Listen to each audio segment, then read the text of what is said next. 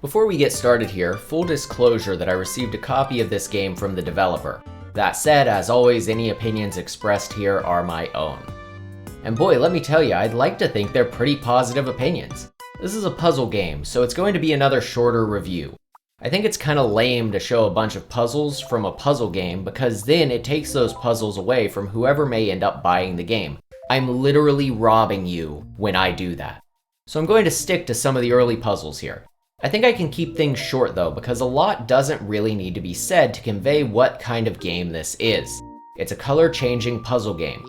I thought at first that it would end up being rather simple and easy, but honestly, some of these, even in the first zone, stumped me for double-digit minutes. Now, maybe I'm an idiot, I probably am, but I'd certainly like to think I'm not. I've beaten plenty of other puzzle games. These just require almost a whole different way of looking at the puzzles to fully grasp, and it's really cool. The game has a really cute story, I love it, it's absolutely adorable, and I won't spoil it for you. In short, you're a puzzle solver helping these ghosts get through the puzzles. That's all you really need to know for this review. So how do you do that? Well, you have paint swatches over here, and you can color these ghosts, blocks, and other various interactables in the levels, or the background. When your ghost is the same color as something, it allows it to pass through, or in the case of the background, will freeze it in place. You can combine colors to create other colors, you know, like in real life, and use one of the root colors to switch back. For example, if the background is green, using blue or yellow on it will turn it blue or yellow. If it's blue or yellow though, using either will turn it green.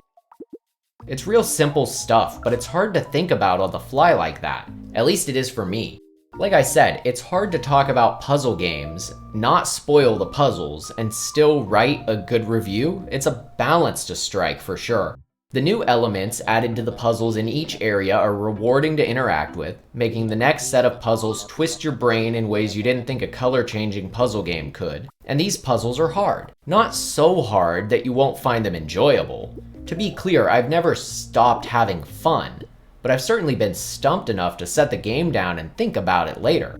I think that's great. That's a good quality to have in a puzzle game. Graphics are great, really charming and excellent readability, kind of important for a color-based puzzle game, so I don't know what more you could ask for there. I like the pixely filter, much nicer than sharp, flat lines. Every color-based puzzle game I've seen in like a while has these sharp, flat lines. I don't get it. It's not necessary. Sound design is excellent, it lends lots of character to the game, the world, top-notch stuff. Kinda Animal Crossing sounding music, I love it. Not much more to it than that though.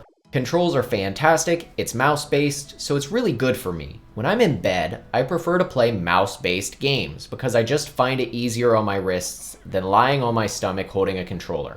So when a game has mouse controls, I'm probably going to notice if they're good or bad. They're good. It's a good bed game. I think it'd function great as a touchscreen game too, honestly.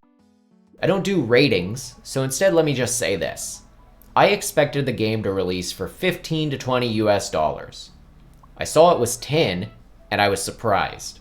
I think they could have charged double that, and my recommendation would be the same. If that's not a positive review, I don't know what is. If you pick this up, let me know what you think.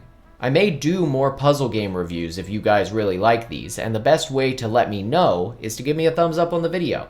Thanks again to the developer for providing a code for me to review this for you guys. Thanks again for watching, and as always, I will see you next time.